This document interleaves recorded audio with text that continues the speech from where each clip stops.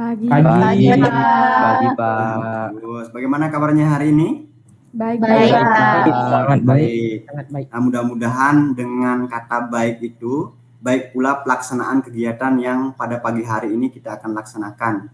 Nah, karena kita sudah mulai melakukan pembelajaran tatap muka langsung, meskipun dalam terbatas, artinya tetap kalian harus memperhatikan yang namanya protokol kesehatan, ya. Protokol kesehatan COVID-19 dari memakai masker, mencuci tangan, sampai dengan menjaga jarak.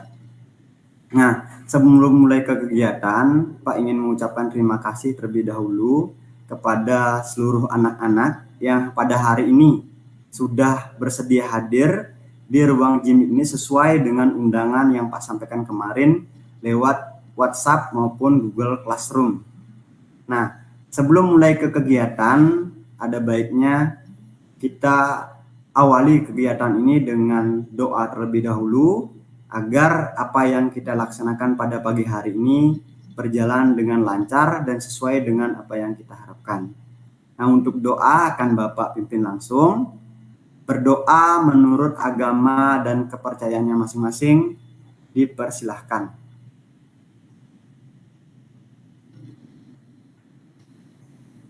Berdoa selesai. Nah, sebelum lanjut ke kegiatan, Pak ingin tahu terlebih dahulu, bukan hanya tahu wajahnya, tapi juga harus tahu namanya dan juga disertai dengan apa sih kelebihan dan juga kelemahan yang Anda miliki. Ya, lagi sebentar setelah Pak tunjuk satu orang, silahkan perkenalkan diri, kemudian sebutkan satu kelebihan, kemudian satu kekurangan anak-anak. Bisa dipahami? Baik, Pak mulai dari Tia. Silakan Tia. Halo, perkenalkan nama saya Niputu Tia Febriantari. Untuk kelebihan saya bisa bermain alat musik dan memiliki rasa percaya diri. Sedangkan kekurangan saya ada beberapa mapel yang saya kurang ahli di sekolah. Kalau tidak salah itu ada 2 mapel. 2 mapel ya. Kalau Bapak boleh tahu mapel apa saja itu Tia? PKN dan IPS, Pak. PKN dan IPS. Nah, meskipun ada kekurangan, nanti tetap belajar dengan giat ya, agar kamu bisa memenuhi kekurangan itu ya. Silakan selanjutnya.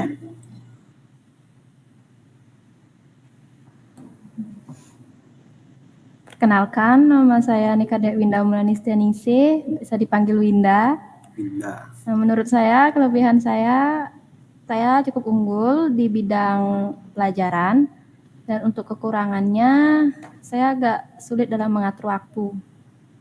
Sulit dalam mengatur waktu untuk belajar, Winda ya? Iya. Waktu untuk belajar dan juga waktu untuk mengorganisasikan pekerjaan di rumah mungkin ya. Nah, nanti Winda karena sudah memiliki kelebihan di bidang mata pelajaran, nanti juga bisa berbagi nanti pengetahuannya dengan Tia ya. Iya, Pak. Oke, selanjutnya. Halo semua, perkenalkan nama saya Desa Made Anggira Valina, biasa dipanggil Saanggi. Untuk kelebihan saya di sini yaitu saya bisa menari dan menyanyi. Menari dan menyanyi. Terus kalau kekurangannya? Kalau dalam kekurangan itu saya kurang mahir dalam mata pelajaran matematika di sekolah. Oh iya, kurang mahir dalam pelajaran matematika ya. Winda tolong dibantu juga nanti ya untuk menyanyi Desa Anggi ya. Lanjut. Halo, perkenalkan nama saya Kadek Dwi Aprilia, bisa dipanggil Dwi. Menurut saya, kelebihan saya itu bisa memasak, dan kekurangannya saya agak mageran, Pak. Maaf, kekurangannya apa? Dwi Aprilia? Mager, Pak. Mager. Mager itu artinya apa ya? Malas gerak. Oh iya, malas gerak. Itu istilah dari Dwi Aprilia ya. Pintar masak tapi malas gerak. Awas nanti gosong masakannya ya. Pas memasak itu kan harus gerak cepat kan ya. Silakan selanjutnya. Halo, perkenalkan nama saya Juli Mahaputra, sering dipanggil Juli. Kelebihan saya adalah seorang yang berjiwa petualang dan juga pemimpin. Ya, si bolang. Namun kelemahan saya Saya itu sering merasa egois. Ya, sering merasa egois. Kalau Bapak boleh tahu, Juli ini lahirnya di bulan Juli, benar ya? Wih, bener banget dong, Pak. Sesuai dengan nama. Pak jadi berarti Orang punya tuanya. sesuatu untuk bisa meramal ya. Wih, Pak. Silakan selanjutnya. Perkenalkan, nama saya Putu Janara Putra. Kelebihan saya mudah bergaul dan mencari teman. Dan kekurangan saya tidak terlalu bisa dalam pelajaran matematika. Oh iya, matematika lagi kendalanya. Tadi sudah 2 orang ya. Mudah bergaul. Terus selanjutnya. Perkenalkan, nama saya Kedut Surya Arsyawan, biasa dipanggil Surya. Kelebihan saya biasanya menggambel gong Bali. Menggambel gong Bali ya, berarti kebudayaannya. Lestarikan budaya Bali, bagus. Selanjutnya. Kekurangan saya kurang mahir di bahasa Inggris. Kurang mahir di bahasa Inggris. Oke. Masih ada yang belum ya? Silakan selanjutnya. Halo, perkenalkan nama saya Putu Novita Dewi. Kelebihan saya ada di bidang olahraga, khususnya pencak silat, basket, dan sepak bola. Kurangan saya ada di bahasa Inggris, di mapel bahasa Inggris, dan juga saya tidak good looking. Tidak good looking bagi seseorang, tapi bagi orang lain kan itu sifatnya apa ya? Objektif ya. Ada yang orang mengatakan bahwa kamu ya good looking, dan ya itu kan pilihan orang beda-beda ya. Namanya karakteristik cantik itu ya ada orang bilang cantik, ada orang tidak, beda-beda, tergantung dari cara pandangnya saja ya. Nah, karena semua anak sudah memperkenalkan diri, maka yang selanjutnya akan Pak sampaikan itu adalah berkaitan dengan kegiatan yang akan kita laksanakan sekarang. Apa itu? Layanan bimbingan kelompok. Nah, layanan bimbingan kelompok ini merupakan salah satu jenis layanan dalam bimbingan dan konseling, yang mana dalam kegiatannya itu akan diangkat satu jenis topik atau permasalahan yang didiskusikan bersama melalui dinamika kelompok, sehingga diperoleh solusi atas masalah tersebut. Nah, nanti kalau seandainya kalian menemui masalah tersebut dalam kehidupan nyata, diharapkan Anda tidak sampai mengalami masalah tersebut. Artinya ini ya. Terus kalau seandainya Anda sudah masalah itu sudah Anda alami, nanti kan dicari solusinya secara bersama-sama. Nah, mudah-mudahan dengan layanan bimbingan kelompok ini bisa mengatasi satu hal yang perlu Pak sampaikan juga. Ini penting sekali, ini adalah mengenai asas-asas yang ada dalam layanan bimbingan kelompok. Ada 4 asas di sana. Yang pertama adalah asas kerahasiaan. Artinya asas yang menginginkan agar setiap anggota itu menjaga kita ataupun kita bahas dalam layanan bimbingan kelompok, terutamanya masalah yang pribadi. Kemudian yang kedua itu adalah asas keterbukaan. Artinya asas yang menginginkan agar setiap anggota dalam layanan itu benar-benar terbuka nanti mengenai masalahnya,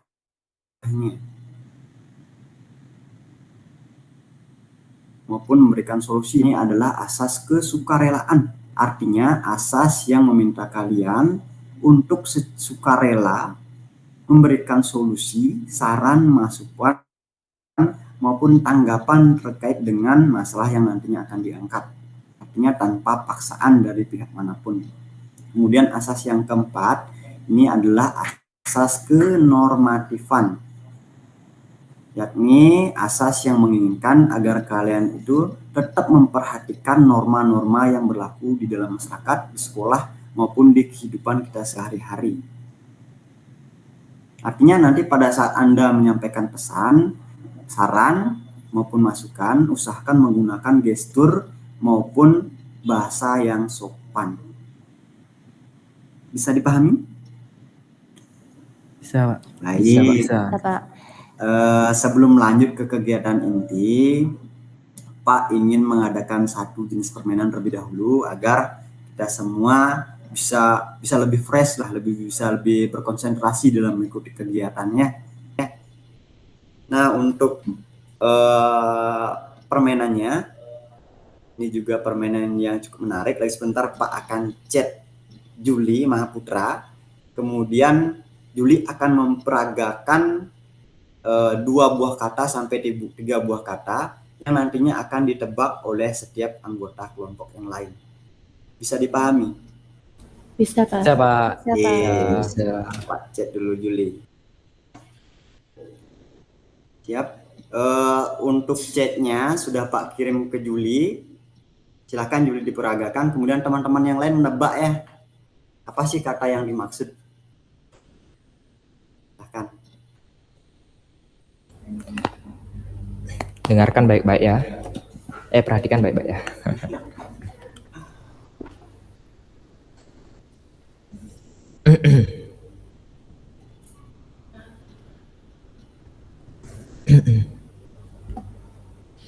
Sekali lagi ya.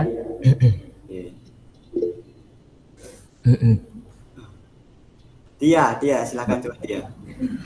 Kantong mata. Oh iya, kantong mata. Ya, tepat sekali ya. Ya, benar kan Julia? Benar dong. Silakan, dari sekali berarti ya. Oke, sudah terkirim. Silakan Juli. Ya, tunggu Pak. Perhatikan baik-baik. Oke.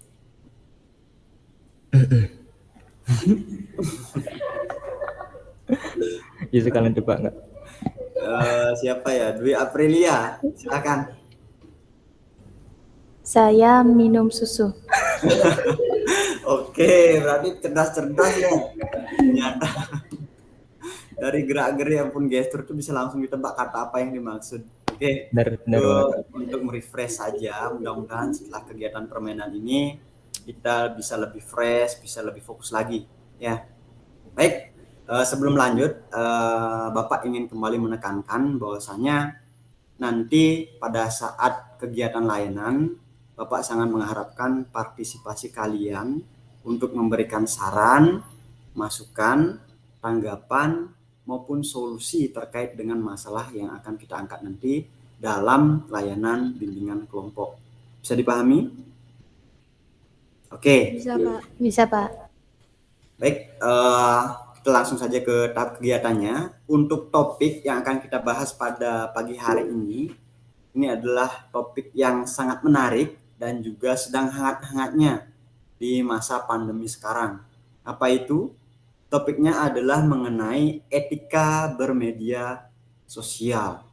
Nah, berbicara mengenai media sosial, siapa sih yang nggak tahu? Ya, pasti semua kalangan, semua masyarakat, termasuk anak-anak pun pasti juga tahu yang namanya media sosial. Nah, sekarang coba Pak tanya dulu, Surya, Anda tahu media sosial? Tahu Pak. Tahu. Berapa media sosial yang sudah Anda punyai sekarang? 3. Apa saja?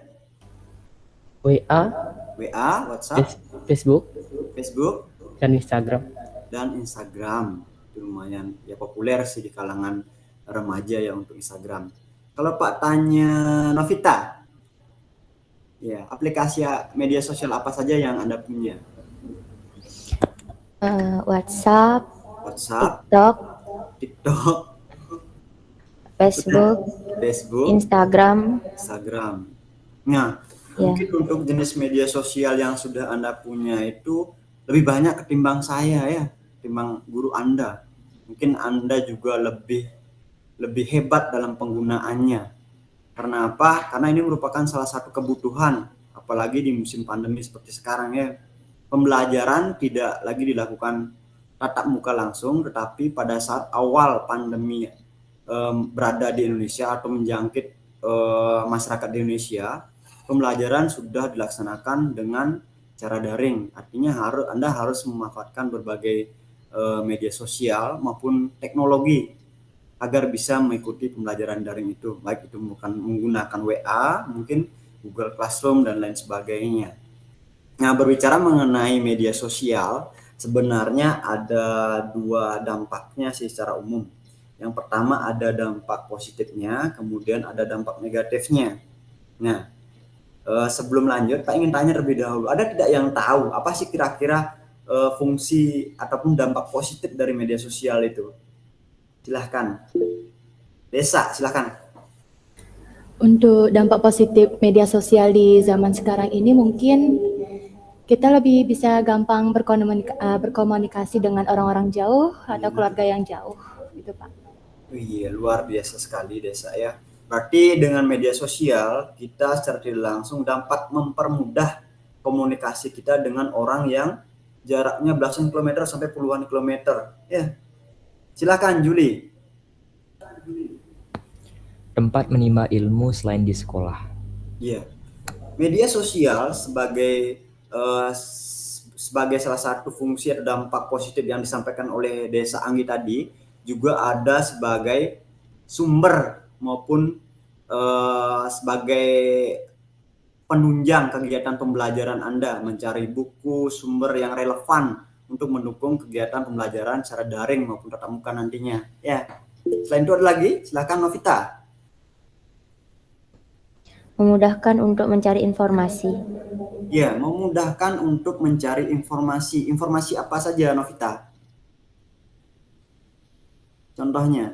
Bencana alam misalnya. Iya, bencana alam. Secara otomatis kita sudah sangat update terhadap informasi yang ada di luar sana. Bahkan sampai di luar negeri ya. Bencana alam yang terjadi pukul 8 di sana, mungkin kita sudah ketahui semenit berselang setelah kejadian yang ada terjadi di sana. Ada lagi yang menambahkan? Nah, banyak sekali kan dampak positifnya ya kalau berbicara tentang media sosial kan ya. Kemudian selain memiliki dampak positif, media sosial juga memiliki dampak negatif. Kira-kira apa saja ya dampak negatif penggunaan media sosial? Ya, silakan Desa. Kalau untuk dampak negatif ini mungkin bagi saya tentang anak-anak di bawah umur yang sudah memegang HP, Kak. Mereka itu tidak, gimana ya, mereka tuh kadang mencari situs-situs yang seharusnya anak di bawah umur itu tidak boleh dilihat, Pak. Itu Iya, yang saya takutkan. Bagus sekali Desa. Artinya tanpa pemantauan orang tua, anak-anak pun terkadang bisa mengakses situs yang tidak seharusnya mereka akses di umur mereka yang seperti itu. Nah, itu merupakan salah satu dampak negatif dari penggunaan media sosial. Nah, lagi sebentar Pak akan tayangkan sebuah video itu terkait dengan etika bermedia sosial. Nah, perlu nggak etika dalam bermedia sosial kalau menurut anak-anak? Perlu. Pak. Perlu sekali. Kenapa? Perlu. Kenapa sangat perlu? Ada bisa memberikan penjelasan kepada Bapak dan juga teman-teman yang lain. Kenapa perlu etika dalam bermedia sosial? Juli, silahkan Juli. Kalau menurut opini saya sih, jadi media sosial itu juga termasuk tempat interaksi namun secara virtual gitu. Jadi juga ada norma-norma dalam bermedia sosial gitu. Kalau tidak ada norma, maka tindak perilaku kejahatan ataupun kekerasan bakal menjarah kemana-mana gitu.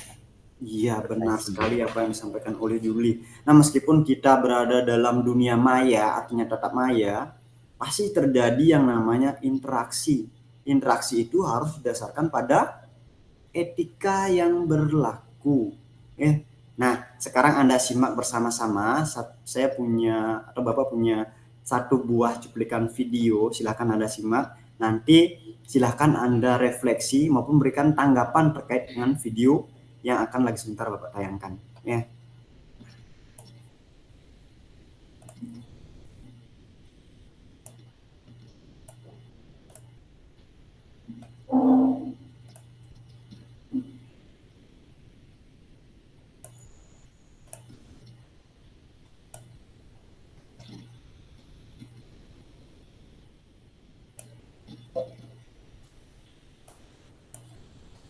Bagaimana, sudah terlihat? Sudah, Pak. Sudah, Pak. Belum, Pak.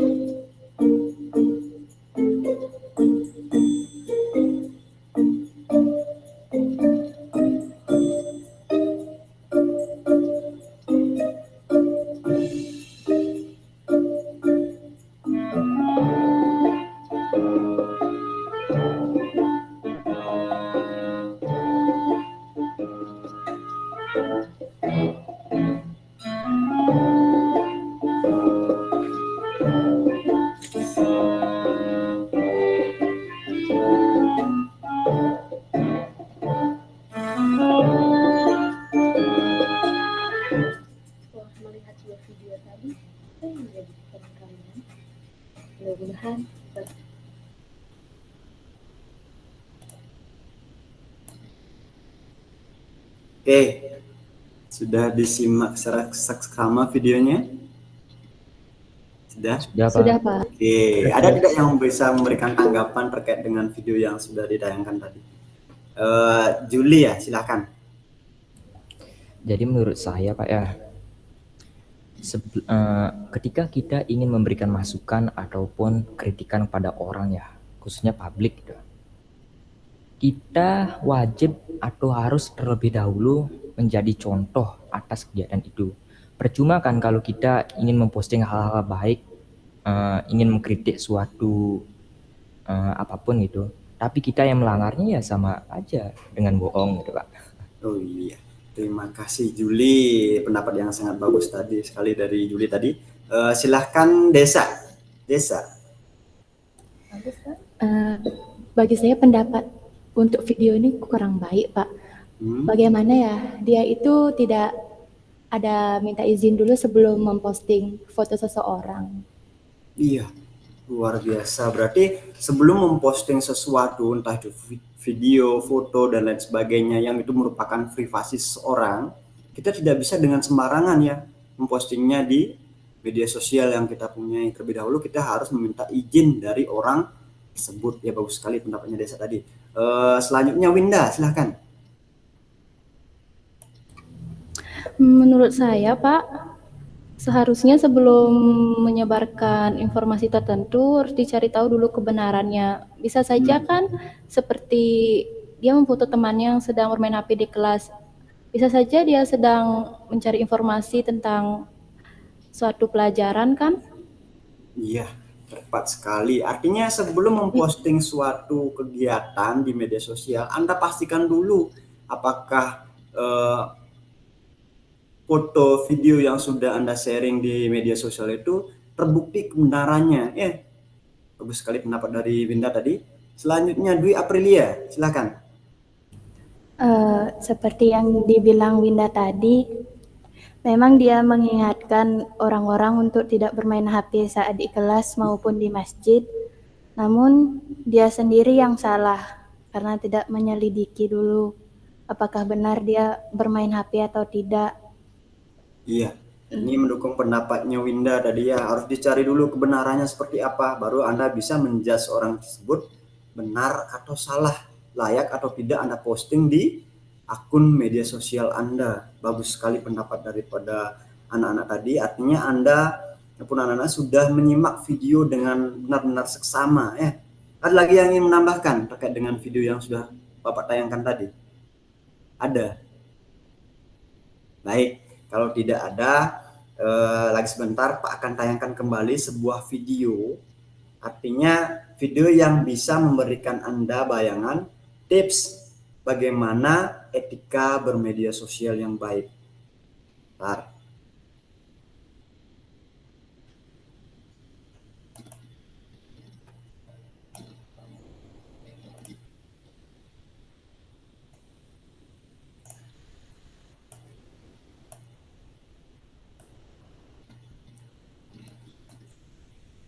Sudah terlihat di layar Anda? Sudah, Pak. Oke, putar videonya. Assalamualaikum Sobat. Tahukah Anda, pada tahun 2016, pengguna internet di Indonesia sudah mencapai 132 juta jiwa. Bagian besar mereka adalah generasi muda, yang biasa mengakses informasi, hiburan, dan untuk berkomunikasi.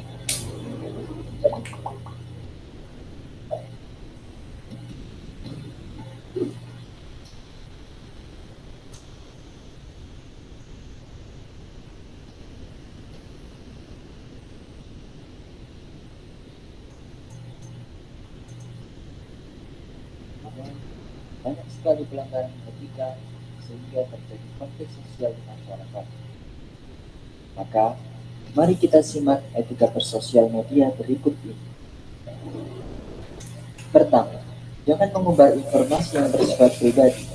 Contohnya, permasalahan keluarga, foto pribadi, nomor rekening, alamat rumah, nomor telepon, dan yang semisal, kecuali jika untuk kepentingan bisnis. Kedua, hindarilah kata-kata kotor, tuduhan dusta, opini negatif, debat kusir, dan hasutan. Gunakanlah komunikasi yang santun dan sesuai kaidah bahasa yang benar. Ketiga, jangan menyebarkan konten pornografi dan menyinggung suku, agama, ras, dan antar golongan. Keempat, biasakan cek dan klarifikasi kebenaran informasi sebelum menyebarkannya. Kelima, cantumkanlah sumber atau nama pemilik hak cipta untuk menjaga nilai orisinalitasnya. Keenam, pahamilah isi topik atau berita secara menyeluruh. Ketujuh, ketika beropini atau berpendapat, haruslah berpijak pada fakta dan data yang benar. Kedelapan, jangan bersosial media ketika pikiran jenuh atau kejiwaan labil, seperti marah, sedih, dan sakit.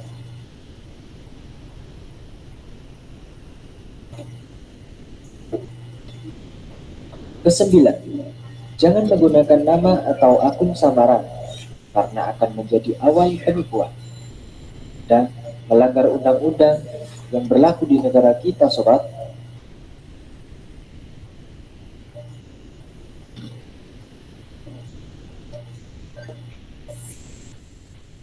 Kesepuluh, pandailah mengatur waktu dalam bersosial media.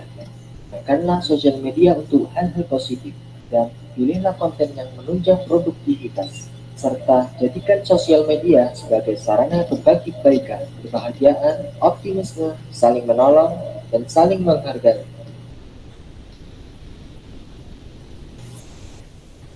Terima kasih.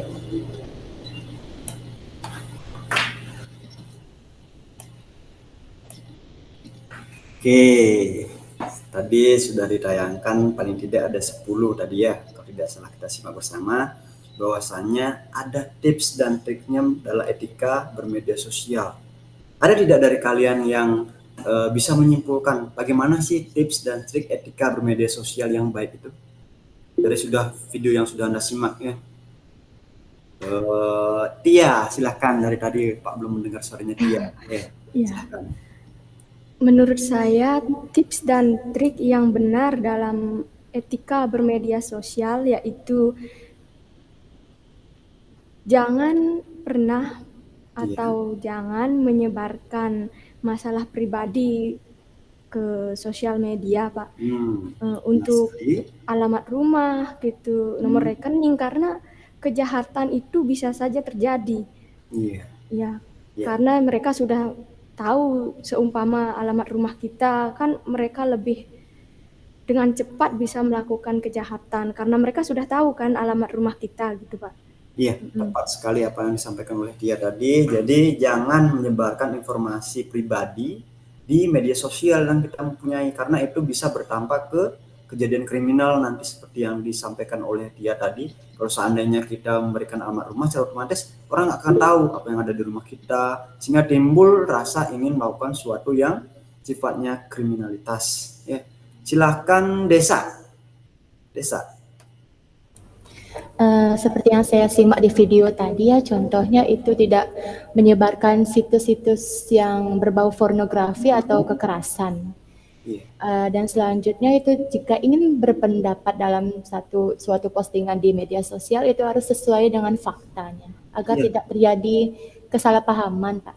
Iya, terima kasih Desa, luar biasa sekali. Tadi Desa juga sudah menyampaikan bahwa dalam media sosial, penggunaan media sosial, Anda harus mengecek dulu faktanya seperti apa, baru Anda bisa men-share informasi tersebut. Kemudian jangan juga Anda men-share situs yang berbau pornografi. Ya. Ada yang ingin menambahkan lagi? Silakan. Dwi Aprilia, silakan. Ketika ingin berkomentar pada postingan di media sosial, sebaiknya menggunakan bahasa yang santun atau tidak menggunakan kata kotor. Iya, harus menggunakan kata yang sopan dan santun. Ingat, tadi Juli sudah mengatakan bahwa etika dalam bermedia sosial itu harus diperhatikan, terutamanya dalam etika berkomunikasinya. Artinya, ketika Anda menggunakan media sosial, itu ada dunia maya, tetap Anda melakukan interaksi dengan orang lain dalam kehidupan nyata. Ada lagi yang menambahkan? Silahkan Juli.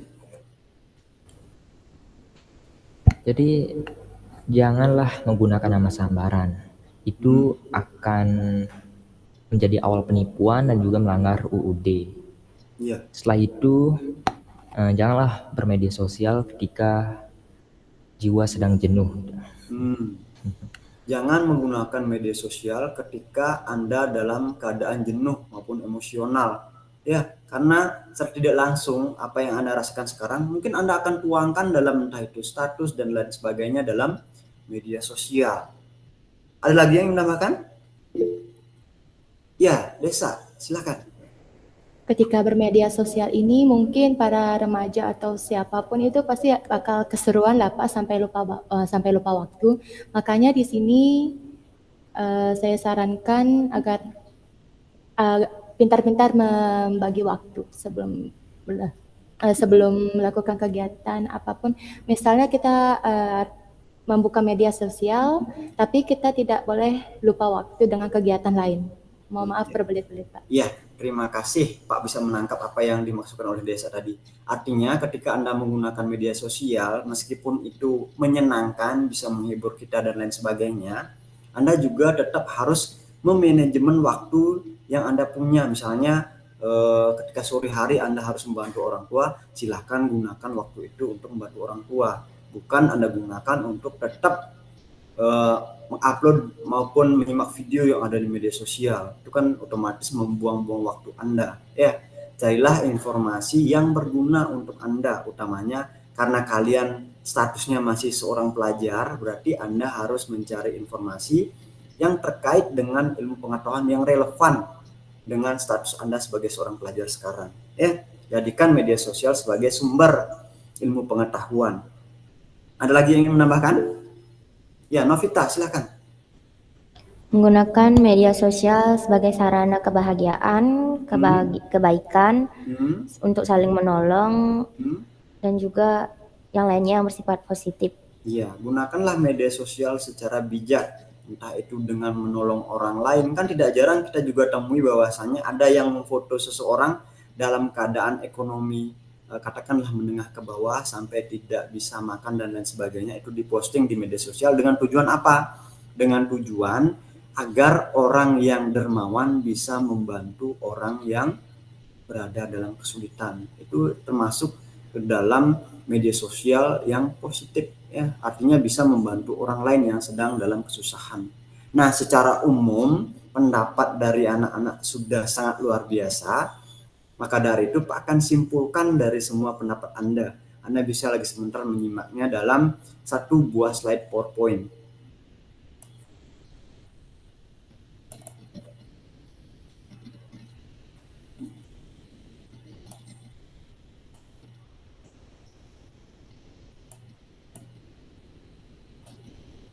Sudah terlihat di layar anak-anak? Sudah Pak. Nah, ini merupakan kesimpulan yang Pak dapatkan dari seluruh pendapat, masukan, tanggapan maupun solusi terkait dengan masalah yang sudah kita angkat bersama tadi dalam layanan bimbingan kelompok etika bermedia sosial. Apa saja sih yang perlu diperhatikan ketika kita menggunakan media sosial? 1. Perhatikan etika dalam berkomunikasi. Artinya ketika Anda menggunakan media sosial, Anda tetap harus menggunakan kata-kata yang sopan, menggunakan gestur yang sopan. Itu sangat penting karena seseorang yang ada dalam media sosial itu merupakan bagian nyata dalam kaitannya kita melakukan interaksi dengan orang lain. Itu yang pertama. Kemudian yang kedua, hindari penyebaran sara, pornografi dan juga kekerasan seperti yang disampaikan oleh Anggi tadi. Artinya butuh pengawasan dari orang tua ketika anak di bawah umur memegang HP maupun menggunakan media sosial agar tidak mencari situs-situs yang berbau pornografi. SARA ini artinya apa, Juli? Panjangan SARA? SARA itu adalah akronim dari suku, agama, ras, dan antar golongan. Iya, tepat sekali. Artinya jangan sampai menyinggung SARA ini, karena SARA biasanya agak sensitif, ya bisa menyebabkan terjadinya kontak sosial yang negatif nanti, artinya bisa menimbulkan keributan dan lain sebagainya nanti.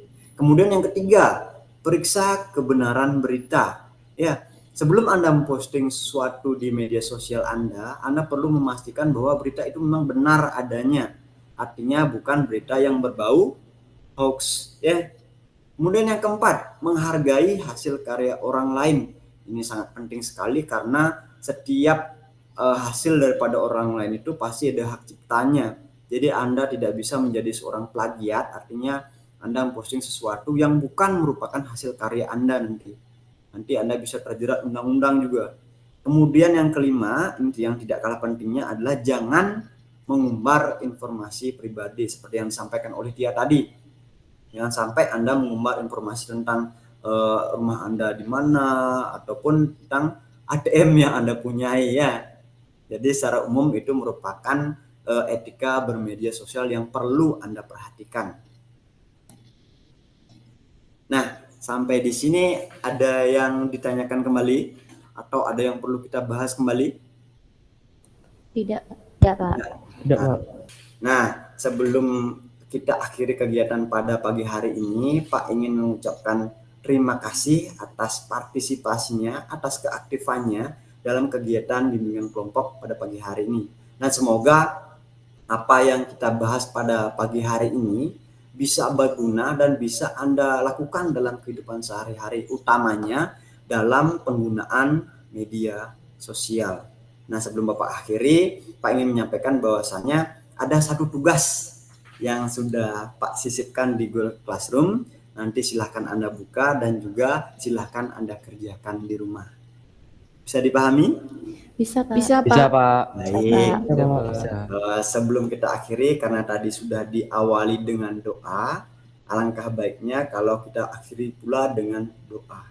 Nah, untuk doa, Pak minta salah seorang saja untuk memimpin. Siapa yang mau? Silahkan. Saya, Pak. Ya, Desa, silahkan. Sebelum kita mengakhiri kegiatan hari ini, langkah baiknya kita berdoa bersama. Berdoa sesuai keyakinan masing-masing, dimulai.